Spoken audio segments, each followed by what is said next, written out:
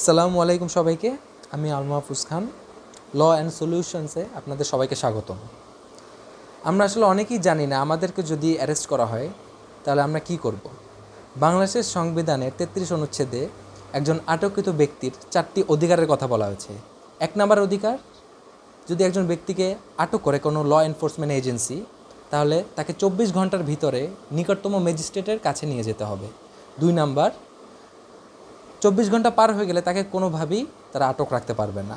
3 number, তাকে তার আটককৃত ব্যক্তিকে তার আত্মীয় স্বজনের সাথে যোগাযোগ করার সুযোগ করে দিতে হবে। এবং 4 নাম্বার, তাকে তার লিগ্যাল রিপ্রেজেন্টেটিভ নিয়োগ দেওয়ার সুযোগ করে দিতে হবে। এই 4টি অধিকার একজন আটককৃত ব্যক্তিকে দিতে হবে।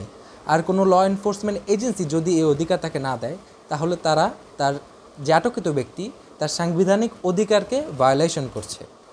আমার দায়িত্ব হচ্ছে আপনাদের অধিকার সম্পর্কে আপনাদের সচেতন করে তোলা, আর অধিকারটা আপনাকে নিজেকে আদায় করে নিতে হবে। ধন্যবাদ সবাইকে, ভালো থাকবেন। আসসালামু আলাইকুম।